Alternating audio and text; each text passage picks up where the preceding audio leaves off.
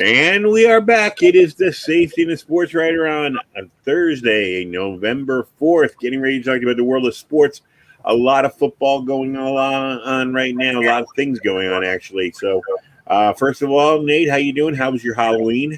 It was fantastic. It went on for about 2 weeks. Nice. So we're doing good. We had about 4 different costumes, and let me tell you what, our house, we're big on Easter, and because we love hops / bunnies, Right. and we're real big on Halloween, and we celebrate Easter from like February to June or July, and then we just go right into Halloween. So we've been celebrating Halloween for months, and to finally get to the actual day was nice. I can't wait. Thanksgiving is my thing, so I can't wait. It's a day to football and feeding yourself. Ain't nothing better than that for me. I do like that day myself. Oh my God! So we got a lot going on in football. A lot of pro stuff we got to get to. We have the Jets, of course, playing tonight on national TV against the Colts. See if Mike White can make it 2 in a row. But yeah, you want to start, and you're wearing your orange shirt. Start a little bit of NCAA with the controversies. Coaches, a lot of big programs will reportedly be looking for new coaches, or their fans are already looking for new coaches. And right now, as you said before we came on the air, there's only one Nick Saban. There's no way to split him in half. So let's get you started off. Yeah, I mean, the first thing I wanted to discuss with you is, it's a new coach, and it looks like the same old Texas. I mean, they got rid of Herman. They got rid of Strong. What was Strong? What's the guy's name? Charlie Strong. They had Charlie Strong. They got rid of his ass. Then they bring in Tom Herman. Then they got rid of his ass. Now they've got Sarkisian. And now the fans are clamoring, that they're not happy with him. And it's just like, what were they expecting with him? I mean, I don't understand really what it is they thought they were going to get. I mean, this guy coached at Washington.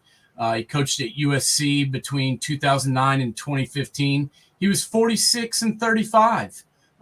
It's not like this guy won a bunch of championships at those 2 programs. And I know that he went on to be the offensive coordinator at Alabama.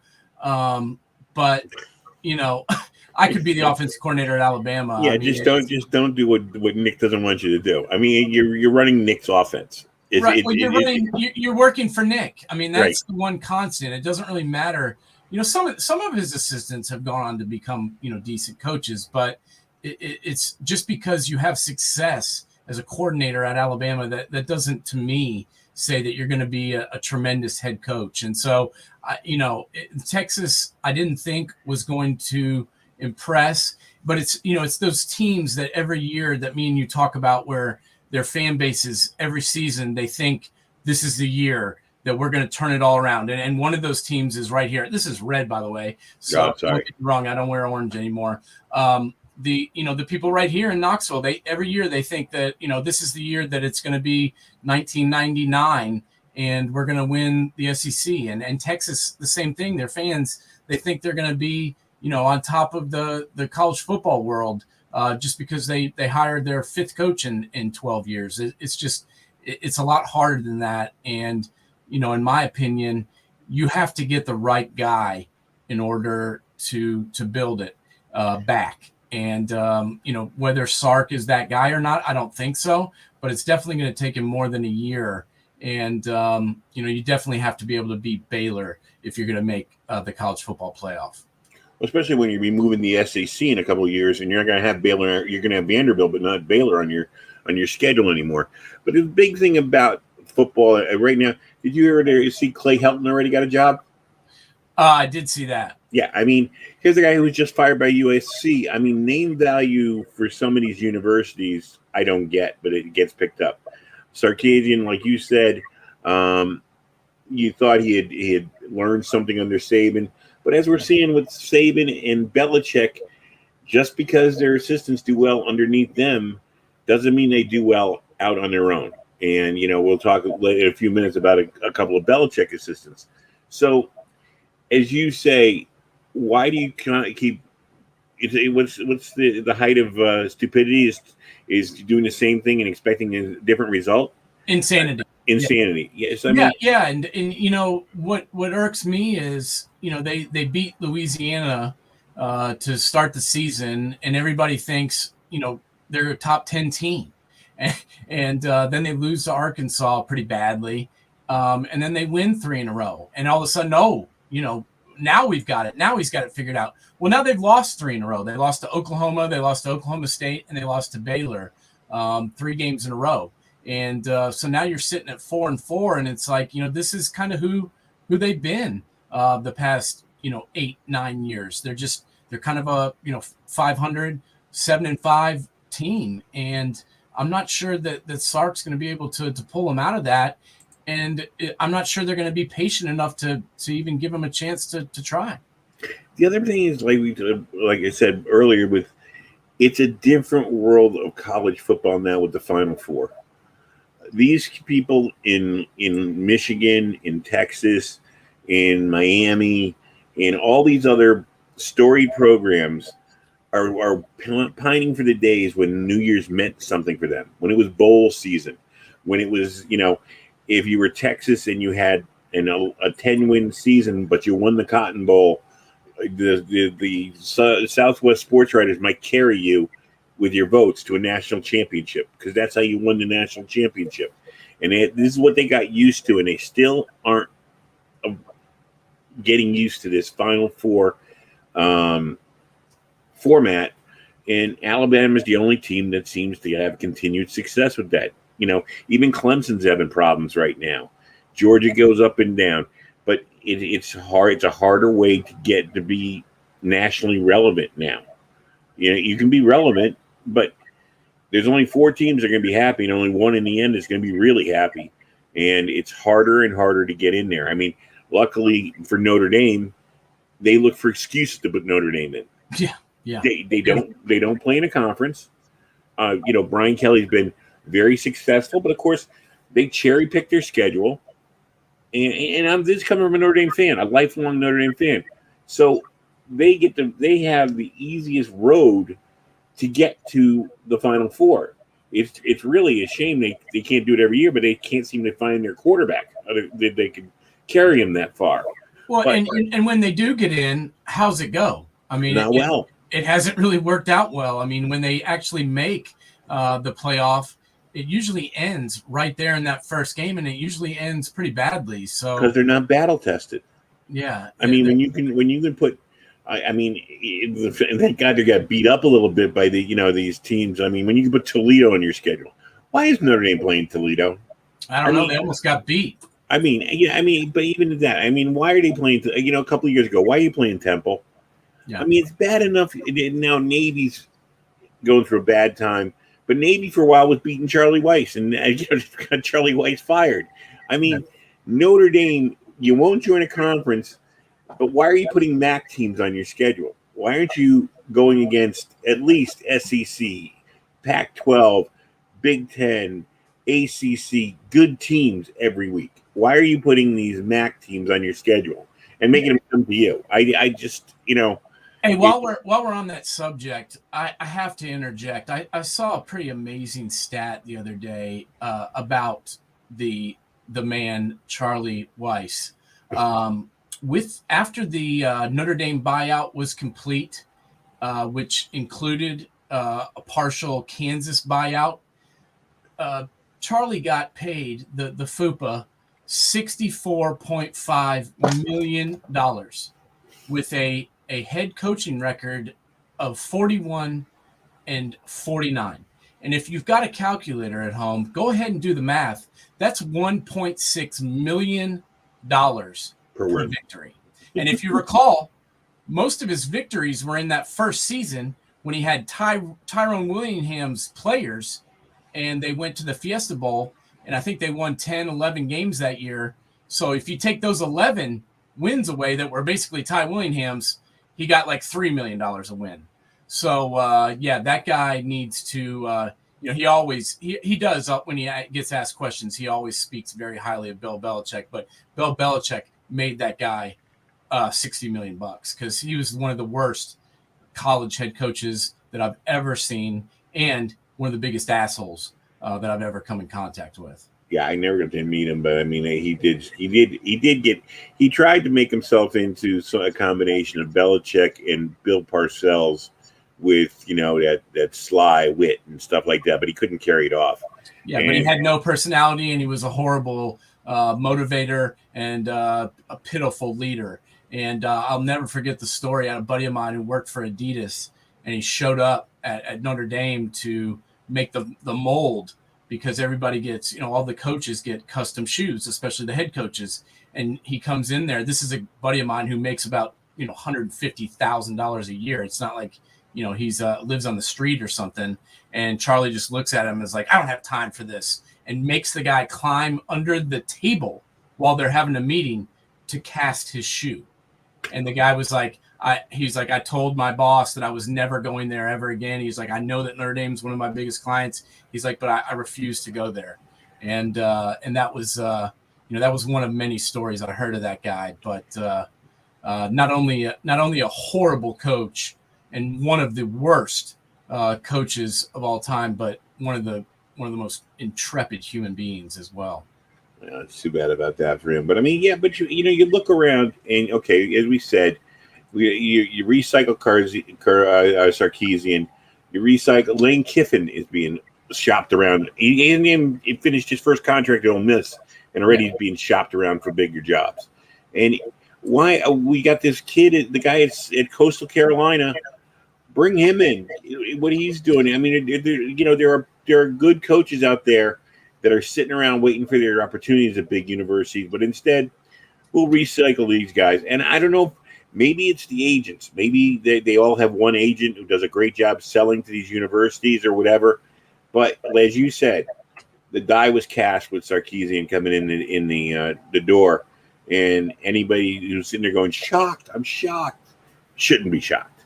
Right. I agree. And, one thing, we can talk about some candidates for sure. But the one thing I wanted to get into you with a little bit, obviously we need to jump into the NFL here very soon. But before we do that, I just want to get your opinion. Which is a better job? I mean, would you, if you were Lane Kiffin, let's say you're Lane Kiffin, okay, and your phone's ringing. Ole Miss has had a pretty decent season. I mean, this isn't. I certainly wouldn't open my checkbook for this guy, but let's say that both these teams want him, and you're Lane Kiffin. Which job are you taking? Do you want LSU, which has guaranteed talent at the receiver position, guaranteed talent at the running back position, the corner position, defensive, offensive line? I mean, you're pretty much set no matter what if you're coaching at LSU, because these guys are going to come there whether you recruit them or not. But at the same time, you're in the SEC West. Do you want to play Bama? Do you want to play Ole Miss? Do you want to play Mississippi State? Do you want to play Auburn? Do you want to play all those teams, Alabama? I mean, all those teams that are in the SEC West every year over and over again. And then if you actually make it out of the West, you have to play Georgia in the SEC championship game. Or do you want to go to the Pac-12 and, try and reignite the fire that Pete Carroll had there? I mean, he already failed at USC already. That's one thing with, he had it. I don't even think USC is interested in him, but I was just using him as an example because I want your take on which job is better. Well, the better job, if you're a good coach, is USC, because your easier path to the Final Four is first of all, if you can recruit out in California and keep those kids home, and then add a few extra people out there, and you have, I mean, if that's a big if, man. I mean, look at all these kids. The Ohio State quarterback, C.J. Stroud, he's from Rancho Cucamonga. Bryce Young, the Alabama quarterback, he's from California. I mean, these kids are not staying home in the state of California. They're all coming east or coming southeast and either playing, for Ohio State, or they're playing for, the quarterback for Clemson, isn't he from California too? Yeah. Yeah. All these kids are from California, and they're bolting from the West Coast. And I just, can you keep them there if you're, if you are the right guy?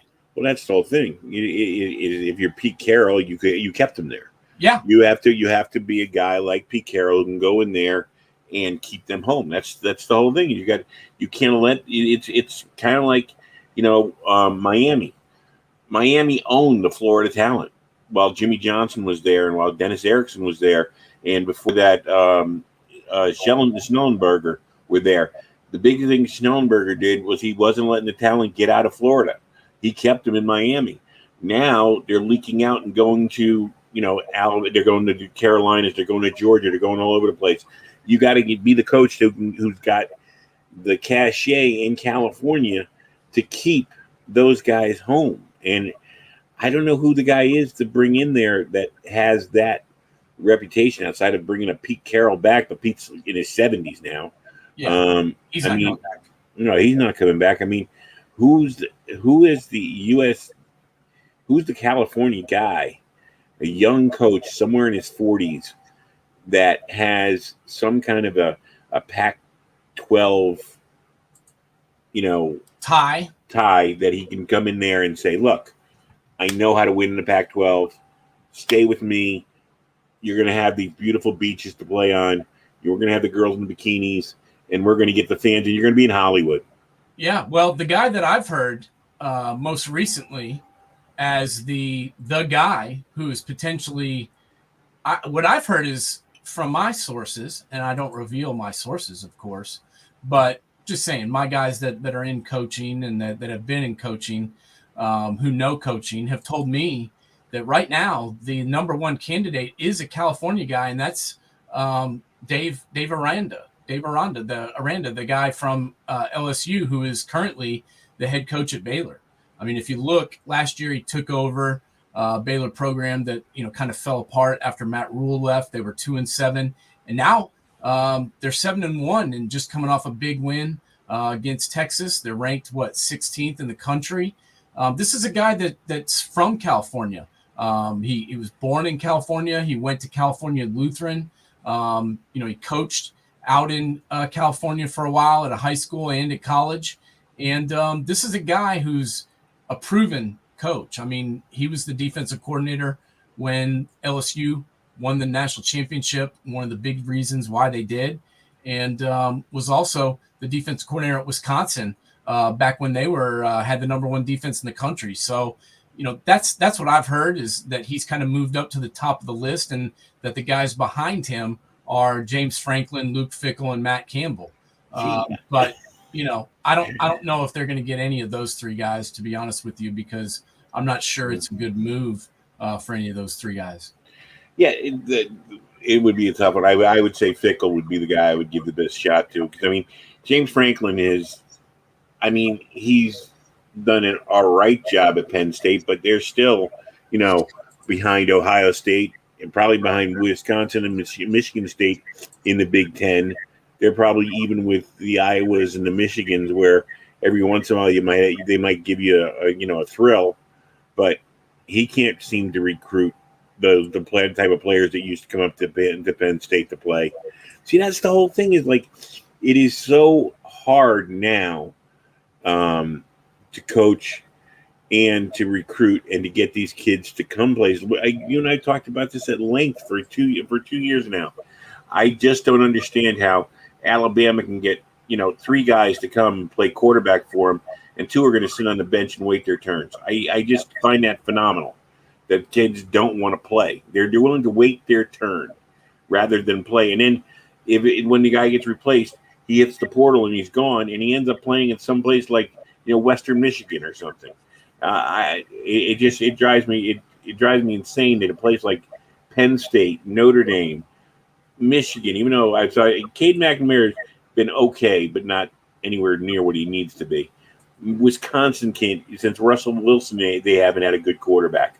These big-time universities can't get big-time quarterbacks. Meanwhile, Alabama has no problem rolling another one out.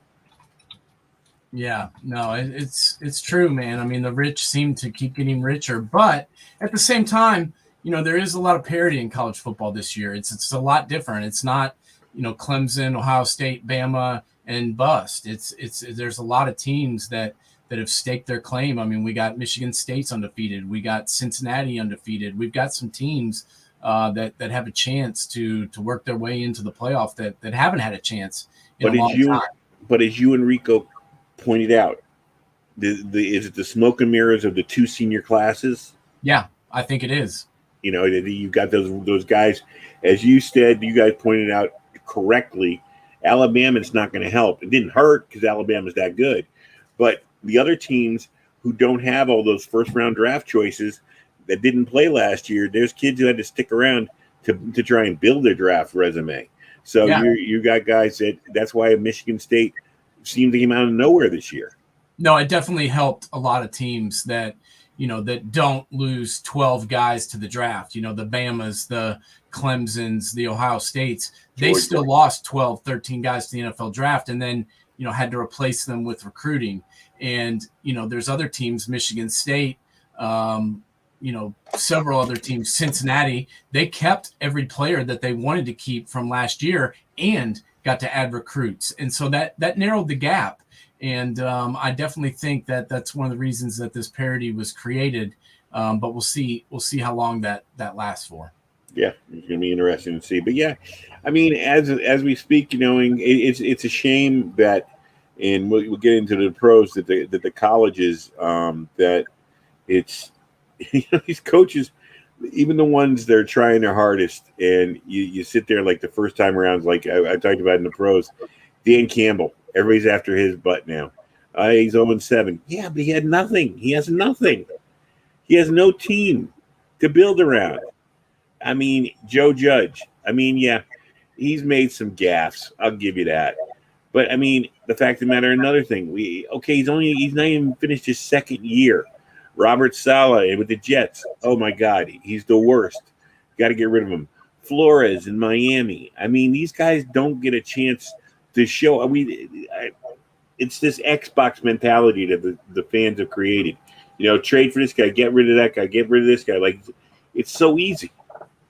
It's not. No, it's not. It's not. And this thinking of giving hiring someone in the NFL and giving them a year is ridiculous. And you have to give somebody a chance to at least get their get their system installed, to get their own guys in there, get their own staff together. Sometimes it takes more than a year to get their staff right. Maybe they hire a guy because the guy they really want isn't available, and that just doesn't work out, and they've got to go out and replace him. And it's just not always a one-year fix, and especially at these places that have been stuck in mediocrity or below for over 10 years, you're not just going to fix every problem in a season.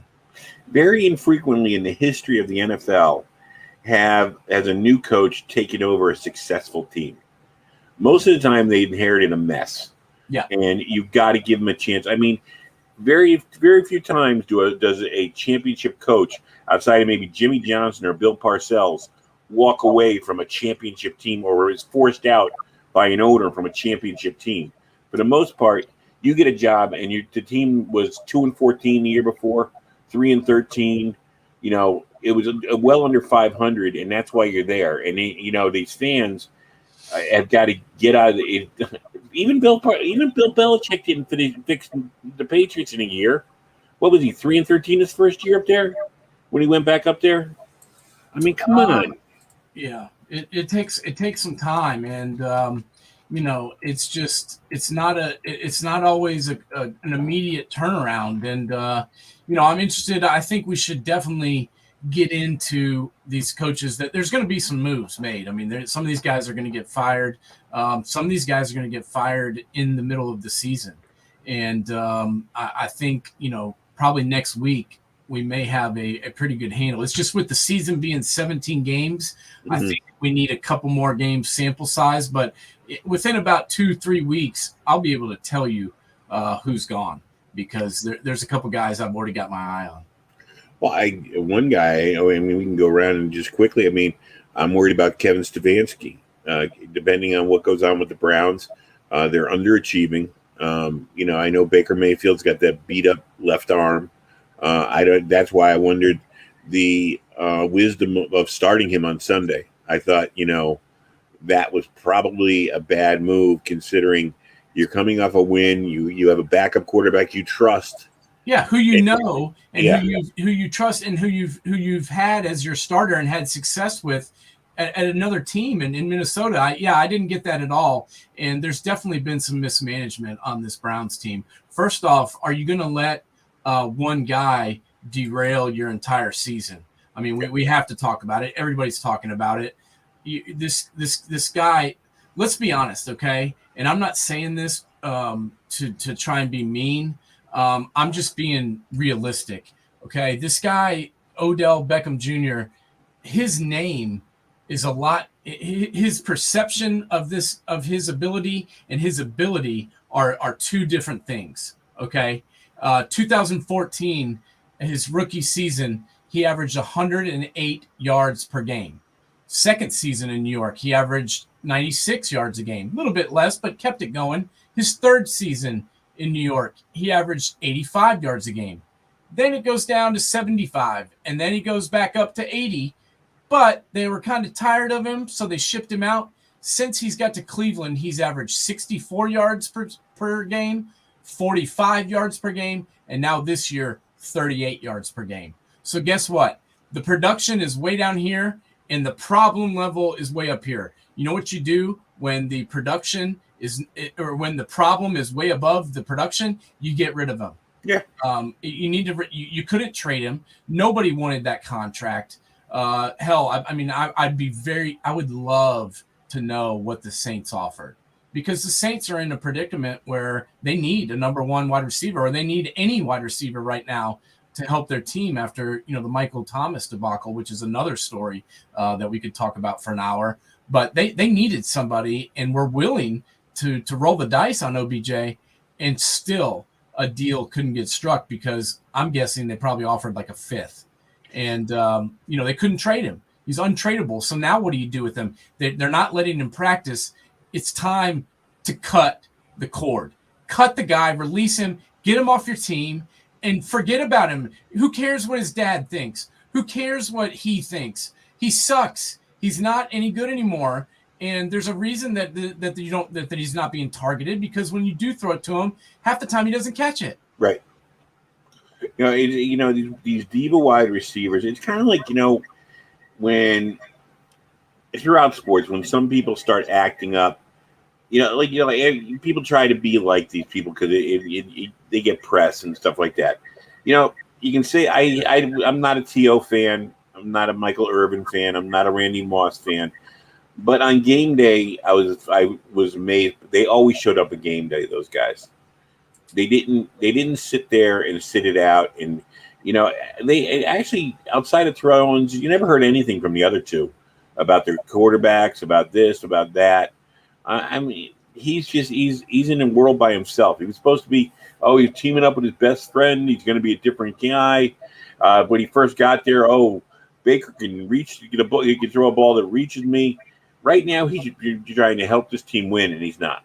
Yeah, I mean, T.O., he always made it about him, and he usually, ran his mouth. But hell, his final season in the NFL was 2010, and he had 1,000 yards. Yeah. So you know what? You can run your mouth a little bit. You can be a little bit of a distraction if you still produce and you have production.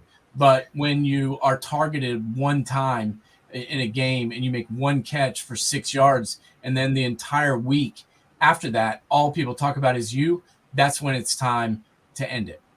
Well, I heard the most ridiculous thing. I heard some Giant fans actually asking maybe they should bring OBJ back here. I'm like, are you kidding me? Are you kidding me?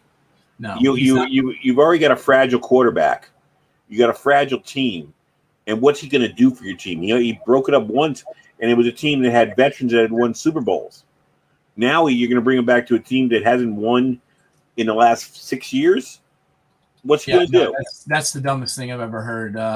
This guy, let's be honest, he's not been the same since the injuries. He had the broken ankle. He's had the torn ACL. And the thing that separated him when he first came into the league was his athleticism, and his athleticism isn't the same. And but his bickering and his causation of problems has escalated, if not stayed the same. Whereas his ability to help a team win has gone way down. And the other thing about it, when you look around the league, okay, when he first came into the league, he was kind of unique. The one-handed catches, the things he could do that other people can't do. These Alabama wide receivers, the stable that came out of there. I see more and more guys in the NFL, these young wide receivers, that can do exactly what OBJ does. Whether it be the one-handed catch, whether it's the blinding speed, whether, whatever, they can do it all. I mean, even this kid Tony for the Giants. I mean, they say he can throw the ball 70 yards. I don't know if he can hit anything, but they say he can throw the ball 70 yards. Anyways, it's he's not that special, and he's not worth the problem. No, it's past time, and the Browns are sitting here scratching their heads, wondering, why are we 4-4? Well, because you're spending half your time dealing with this bull crap and not focusing on, trying to win games. I mean, this division is a juggernaut. I mean, the Bengals are better than expected. The Steelers aren't going to go away. The Ravens are going to fight tooth and nail until the end, no matter, even if they've only got, Lamar out there by himself. Hell, he half the time that is what's out there, and he still figures out a way to win. So, you've got to focus all your energy on competing in this division. And if you don't, you're going to be at the bottom of it. It might be too late already. And I feel sorry because I like Stefanski. And I root for Baker. I mean, I always rooted for Baker because of his story, and I thought he was a decent kid and everything. A little cocky, but I don't mind that. But I mean, I like Stefanski because he took so long for him to get his shot, and last year he showed you what he can do when everybody's on the right page. And right now, everybody's on the wrong page there. Well, and Baker's saying all the right things. I don't know if you've heard his press conferences over the last 48 hours, but I couldn't have scripted his responses and his statements any better than the way that he did. And, that I think that shows a lot of maturity out of him, considering the situation. And, he knows he needs to play better, and he knows that he needs to step up. But, this is a kid that wants to do that, and he's not blaming anybody else. He's putting it all squarely on himself, which is what he should do, being the quarterback. But you got to remember, Baker still hasn't gotten paid yet. So, this is big time for him, and it would be easy for him to start blaming others and pointing fingers, and he has not done that. No, he's a classy individual. He really is. He's really good. I give him a lot of credit. And then you got to go up north where another guy who's turning into a diva. I mean, here's a guy who, first of all, he held the Packers ransom throughout the offseason. I'm not going to play. I'm not going to play. I'm not going to do this. I'm not going to do that. Makes him go out and get Randall Cobb because that's one of his old buddies. Gives him a lot of power, more power than the head coach has, I think, right now. And then I don't know if you saw the press conference, they were showing it today, where he didn't come out and say he was vaccinated. He was immunized. A play on words. And basically he lied to those guys in the press room who thought he meant the same thing. And now, I never played in college. You were in college. And you can imagine in college, and it's worse in the pros, if you're not vaccinated and you got COVID, those locker rooms are petri dishes. Oh, yeah. Drinking out of the same water bottles, things like that go on in those. You're in the shower. You do, you're by someone's locker, whatever. It's a petri dish in there, and now who knows what else can go on? Yeah, I mean, he basically lied. I mean, that's what he did. Any way he wants to try and spin it, he can, I guess. But the saying I'm immunized. I mean, there's a whole mess of information out about now about what the difference is between immunized and vaccinated. But let's be honest, he didn't get the vaccine, and that's what the question was, and that's what the protocols are based upon. So, this is going to cause a big uproar because he has been going and acting upon like he has been vaccinated and following the protocols as such, whereas he's not vaccinated. So this is going to cause a big problem, not only for him, but for the team, because the team can be penalized by the NFL for not following the NFL protocols and the NFL rules for vaccinated and unvaccinated players. So, I don't know if somebody took him for his word. And I mean, didn't they make him show his little card? I mean, hell, I've got to show the little card to get into half the places in the world at this point. And I guess they just took him for his word because of who he is. But, now we got the Packers who are sitting atop the NFC 7-1, and they're playing the Kansas City Chiefs, and he's not going to be available. And, who knows if he's going to be available for the next game against Seattle. So he's going to be out at least till next Friday.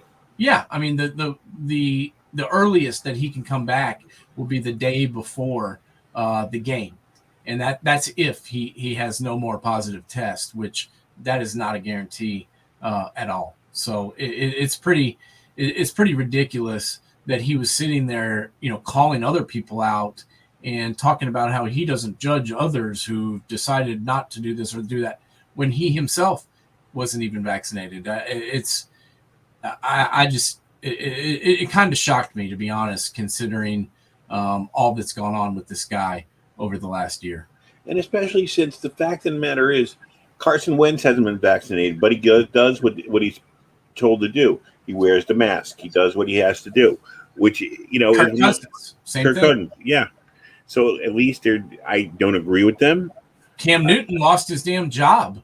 I mean, because he refused to do it, but at least he didn't lie about it. As somebody who's been vaccinated, and believe me, I'm one of the worst people you get to go to a doctor for any reason. I have to be really on my deathbed before I'll go to see a doctor or anything.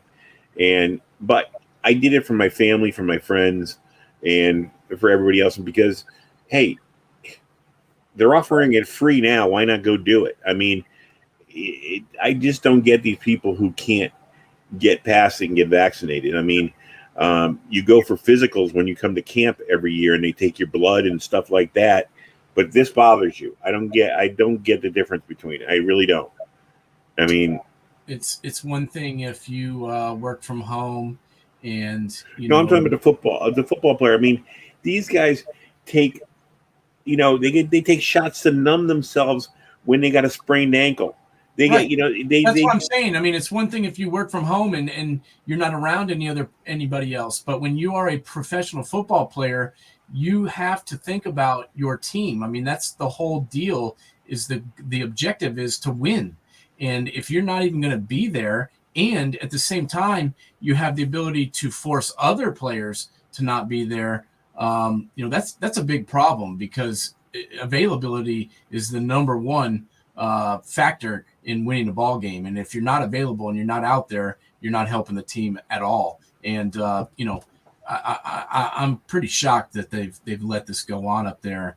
And I've got to blame management a little bit about this too, because you need to know what's going on, and they need to know what the status of these guys are, so that they can enforce these so-called protocols. I mean, I'm just like, I can't believe these guys, these football players, basketball players, whatever, are afraid of a vaccine. Like I said, when they're constantly getting shots for this, shots for that, they're taking an intravenous at halftime to put fluids back in their bodies on a hot day, and that doesn't bother them. But taking a vaccine to potentially save your life and people around you's lives, or keeping them from getting sick, bothers them. I don't get. What are you afraid of? I can't wrap my head around that. I don't know. Yeah, I mean, it's their freedom. I just don't. Like I said, if I can understand, like somebody who works in a normal sector who doesn't like needles or doesn't trust medical stuff, but these are guys constantly getting injected with crap.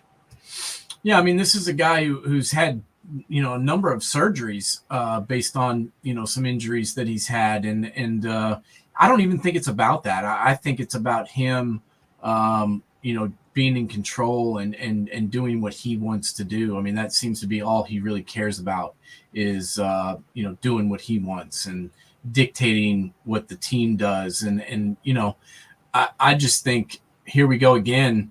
It's going to be very interesting to see what happens this weekend because they're going to have to put Jordan Love out there. And their whole goal this year was to not have to play him because they know he's not ready. And they were praying that by next year, he may be ready to go, or they have another option besides him to put out there. But at this point, it's Jordan Love or bust because he's going to have to start against the Kansas City Chiefs. And man, this might be a really good way for the Kansas City defense to get right.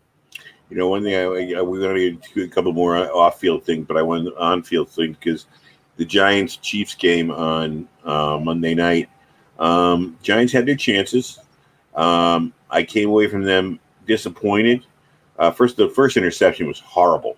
Oh, that was just a ridiculous throw. That was a rookie throw. That was my first time out of college playing in a pro game type throw. There was no way he should have thrown that ball. There's no excuse for that. But they did go toe to toe with Kansas City. But more than I'm impressed with the Giants, I'm looking at that Kansas City offense and thinking, man, they don't go down to people, whether they learn from Tampa Bay and from other teams. But I mean, Kelsey and Tyreek Hill and those guys, they don't go deep anymore. They're just like you got Hill. I don't think had a catch over 15 yards, and Kelsey didn't have anything till the fourth quarter. I'm like sitting there going, where are those two all-world talents? And I've always said it. You can say every time, well, now they've changed the face of football forever. You know what? Until someone learns how to stop it, which they have. Yeah, I mean, I told you that the Bills really provided that blueprint, running that two deep man coverage, where essentially their whole objective was to keep Tyreek Hill from getting behind them and to limit Travis Kelsey as much as possible. And you've seen it. Other teams doing it better. They're doing the exact same thing, and actually, like you said, doing it better than they did. And I mean, so Kansas City right now is a team that needs to come up with a new game plan. And the other thing I think, and someone, not to start picking on him because I still love Patrick Mahomes. I think he's a class act and he's good for the sport. But I think, maybe play just basic quarterback. Stop with the sidearm stuff. Stop with all the, no look stuff and stuff. Patrick, get back to basics and be consistent because that's what you're going to get all the time now. As you said, they're taking away the deep stuff. Instead of those, chunk plays and five plays going down the field and getting in the end zone, it's going to take 10. It might take 15. So that means constantly doing the right thing, not, the sidearm thing, this, all this fancy stuff. That's great. But, even the Harlem Globetrotters had to play a little straight basketball every once in a while. Yeah, I mean, one of the biggest deals is this was a huge game for Kansas City. I mean, this was really kind of a tipping point, in my opinion, as to where their season was going to go. I mean, if they lost this game to the Packers and dropped down below 500 and, really were exposed once again, I think the season could have gone right down the old Drano. But the fact that Aaron Rodgers has stifled his own team by making himself unavailable and thrusting an unprepared and unready Jordan Love into the starting quarterback position, I think it really gives the Chiefs a way to get back into things. Could be really. It's definitely, this could be after beating the Giants, beating the Packers. I mean, that's 2 in a row. And who knows, maybe they have their confidence back to a little bit. And maybe they'll get a chunk player too that'll, make them smile again. But right now they're a team they're like that heavyweight champ who took a stagger in the 7th or 8th round and has got to try and get back on its feet for the late round. So we'll see what happens. The other guy we got to talk about is unfortunately Henry Ruggs, who committed one of the most unforgivable crimes: 150 miles an hour drunk driving in a residential. I mean, there's no explanation. I don't want to even say excuse. There's no explanation. No, it's I don't even know what to say. I mean, everybody makes mistakes. Nobody is perfect. But when you make over $10 million a year and you have resources, boundless resources, to get blasted drunk and not have someone else drive you home is ridiculous. And then not only to make that choice, but then to choose to drive 156 miles an hour in a residential neighborhood and slam into another vehicle and burn that driver and her dog alive inside the car. There's no explanation. There's no excuse. It's inexcusable. And, that he not only ruined that lady's life, but a lot of her family and his own life. And once again, here we are, the Raiders, who are playing some pretty damn good football, having to deal with just another nightmare of a situation. I mean, they just really got over the threshold of all the dealings with the Gruden fiasco. And here we go again. Now we've got one of their players killing somebody because he was blacked out drunk. And it's unfortunate because the Raiders are having a pretty good season, especially considering all they've had to deal with. But now the guy that takes the top off the defense for him is gone, and they had to release him. I mean, there's no way you can fire your head coach for an email he sent 10 years ago and not release some guy who just killed somebody with his car. So I am kind of glad that they released him as quickly as they did, because they have to separate themselves from this guy, and this guy's got a lot more important things to worry about than football at this point. I don't think he has anything to worry about. Like I said before we came on the air, if I was him, I'd plead guilty. I'd say, let him get me in jail as fast as possible. I'd leave my checkbook at the jailhouse door and give it to the family, the people I just killed, and said, that's it. You take everything. It's all yours. And I know I can't bring your family back and your loved one back, but I was wrong, and I'm going to serve my time in jail. And here it is.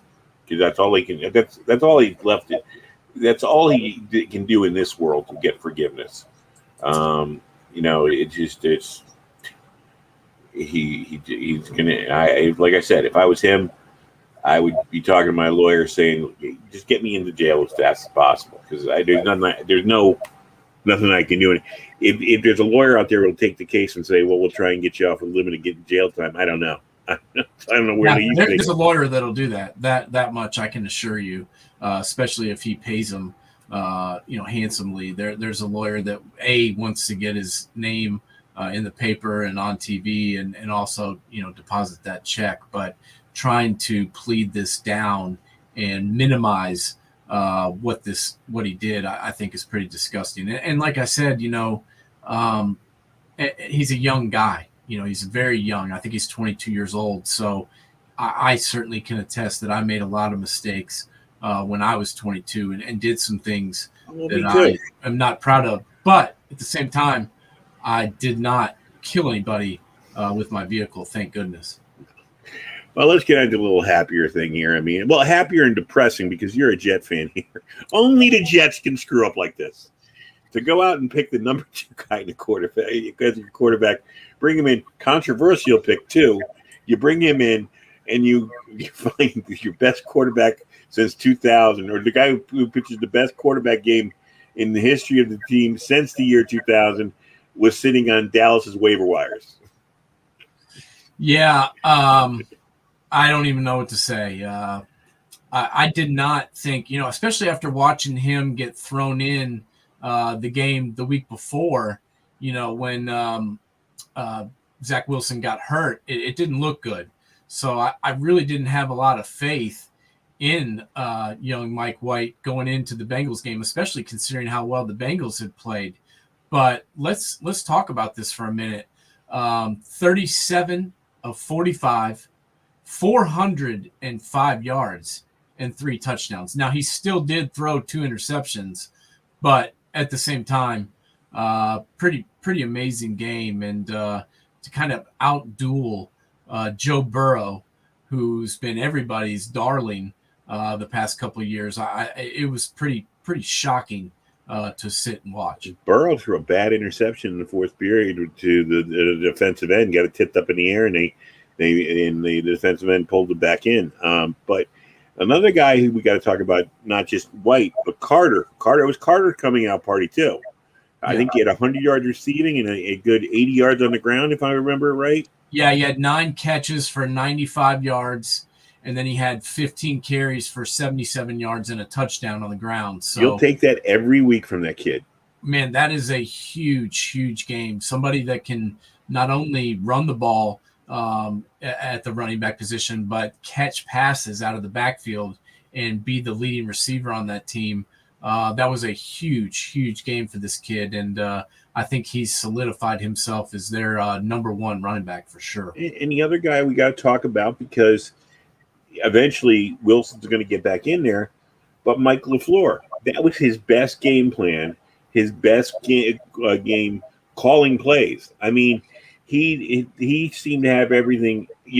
Give Mike White credit for executing what he gave him, but that would look like the perfect game plan if you want to use Wilson too. Get the ball out of his hand quick. Yeah, I mean, slants. Anything, slants, digs, whatever. Get anything that gets him to not have to think that much. Right, and they put points up in every single quarter in this game, and that's what was the most impressive to me, was that they remained consistent throughout the entire game.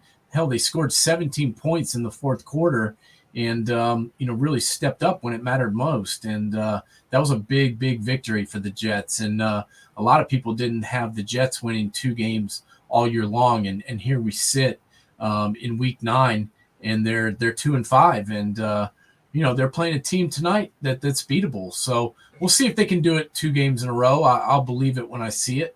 But I definitely think that Jet fans should be a little bit more optimistic after that performance. I think they totally should be. I mean, I'm not saying they're going to go on a 7-game winning streak, but I mean, like we were talking about just a few minutes ago with the coach. I mean, maybe it takes the pressure off Saleh a little bit.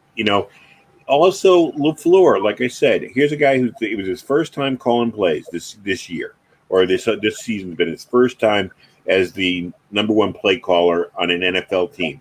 Maybe he's learning too. So maybe maybe people got to stop with this Xbox mentality of, it's not winning, reset the game. Reset the game. Trade this guy, trade that guy. I mean, you got to sometimes ride and see what develops.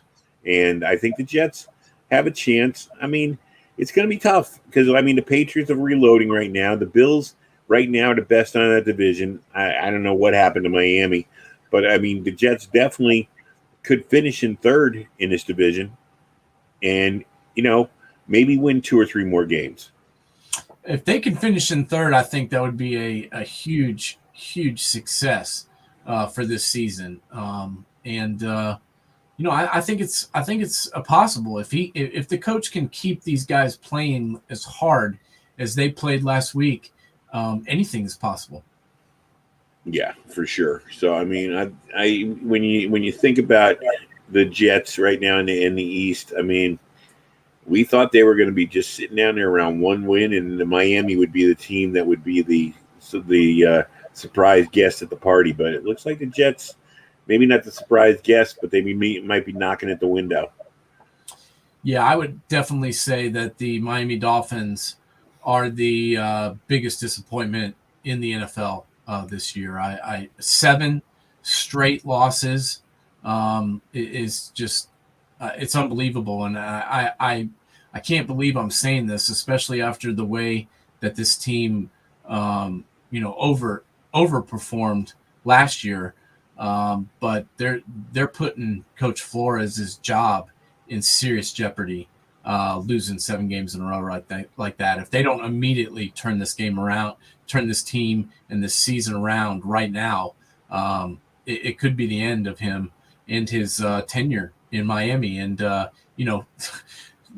like everything else that's gone completely wrong for the Dolphins, now Tyrod Taylor is going to be back in the fold for Houston, and right in time for them to play the Dolphins this week. Aren't they lucky? We got to talk also about the New Orleans-Tampa Bay game where another quarterback who we thought we'd never see again, Trevor Siemian, came in a relief job and did a nice job. I mean, he didn't do anything spectacular, but he didn't blow up. Meanwhile, Tom Brady blew up.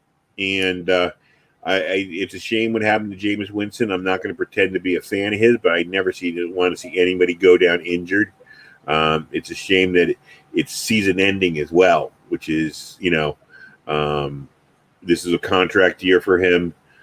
He seemed to be doing everything that he didn't do his first 4 years in the NFL.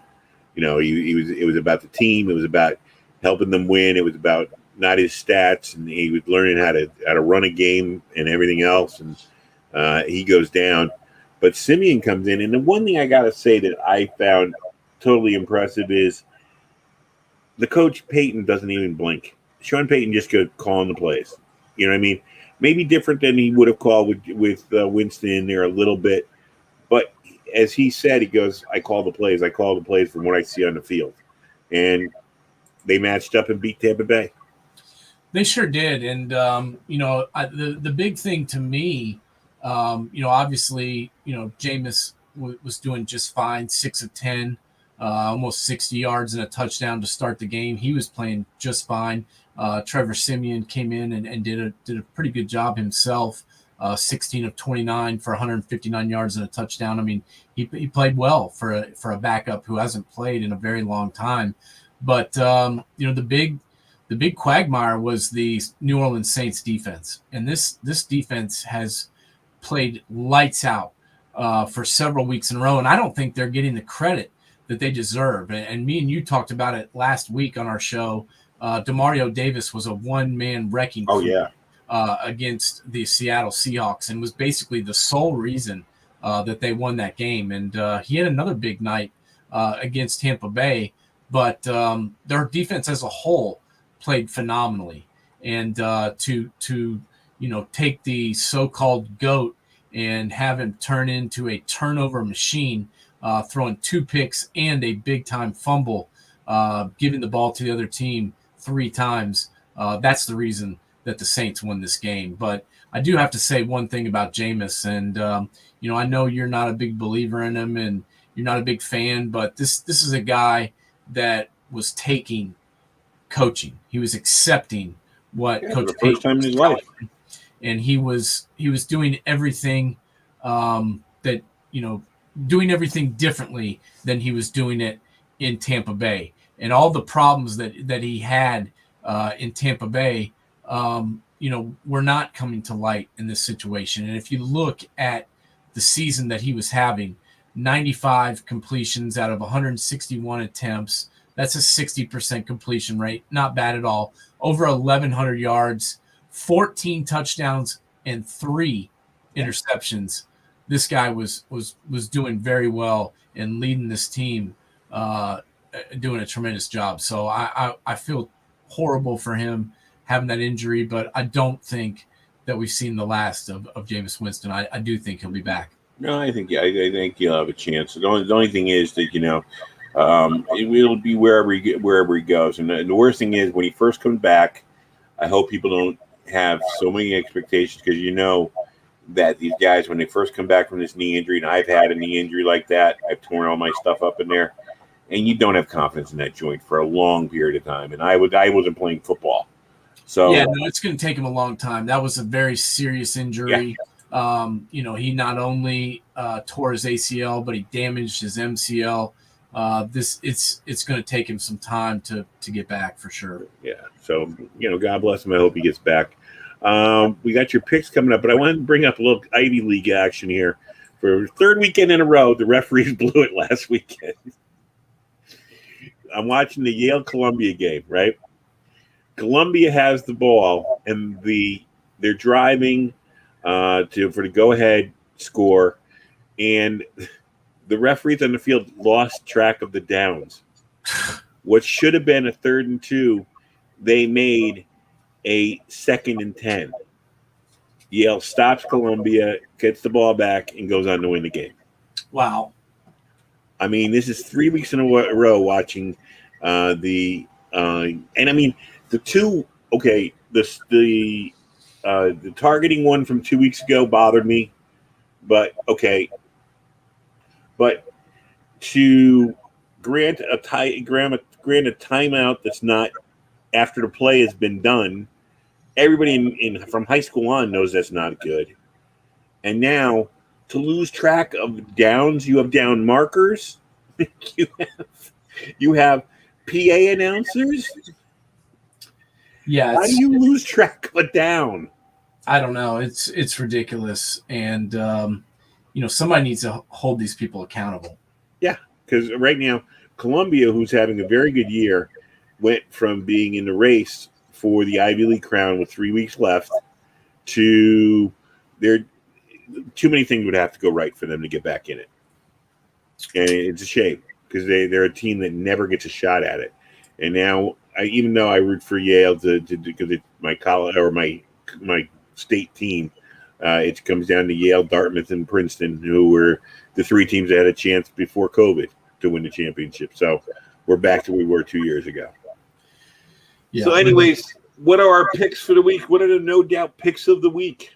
No doubt picks of the week. I don't know if they are no doubt because I don't know what the hell is going to go on in this week. There's some crazy games, but I am going to go on a limb here, and I'm liking the way that my Patriots are starting to play. Mm-hmm. And I really feel confident with the way the defense is improving each week and starting to step up a little bit. I'm not in love with the corner opposite J.C. Jackson. I love J.C. Jackson, but Jalen Mills over there scares me at times. So I really kind of wish they would have kept Stephon Gilmore and figured out a way to sign him. But, it's over, so they need to move on and definitely need to give some safety help over the top to the Green Goblin because I've seen him get burned like he's fighting Spider-Man a few times this year. That being said, I'm going to take the Patriots over the Panthers just because I have no confidence in Sam Darnold, and I feel like, Bill Belichick has proven that he can take that fool down. So I've got the Patriots over the Panthers, and then I just got a funny feeling that my boy Lamar Jackson's going to get back right. I know he didn't like how that game against the Bengals ended. He's had a week off to recuperate, get a little rest. Hopefully somebody's healthy on that team. I mean, I don't know who the hell it is. They've got about 8 starters on IR at this point, but surely to God, somebody got healthy over the bye week. So I'm taking the Ravens over the Vikings, and those are my two picks for you folks out there. And before we go tonight, I did want to announce some breaking news about a friend of our program, a guest we've had on here in the past, Belmont University point guard Luke Smith, who was named the head basketball coach at my alma mater, Knoxville Catholic High School. He still has a season to play at Belmont, given his free graduate COVID year. But after the season, he will be taking over for the retiring legend, Coach Michael Hutchins, who is stepping down after 32 seasons at Knoxville Catholic High School's head basketball coach. And Luke Smith, friend of the Safety and the Sportswriter, has been chosen to be the head coach. Head coach at Knoxville Catholic. I can see that kid. He's got the head for it. I could see him moving. I mean, I don't want to cast him too far ahead, but I could see him doing some college stuff down the line. And it's good to get in it early. Well, we talked to him on the show, in July. Yep.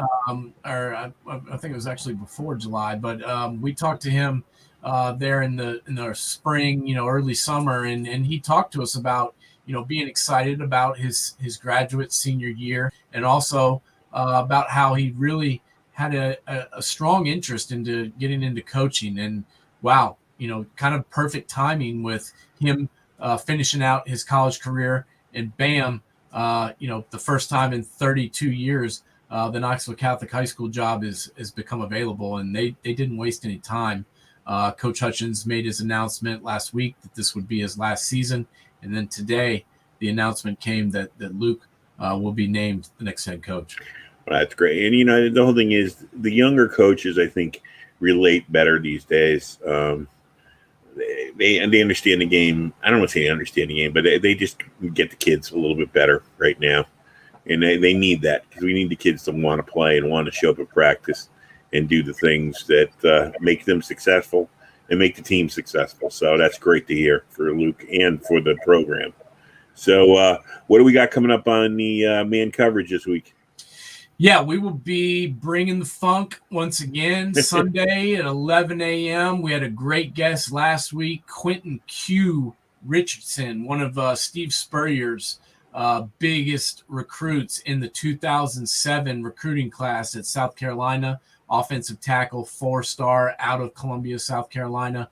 He joined the program last week. We're going to try and get we're working on a couple guests for this week as well, but we'll have another great show breaking down all the big games for this weekend in college football. All right. Well, we'll say goodnight to everybody. Hey, anybody who's sitting home, if you have ESPN Plus tomorrow night, Princeton is taking on Dartmouth for their Princeton's undefeated and Dartmouth has one loss. So there's got some implication in the Ivies. I'll be watching that one tomorrow night myself.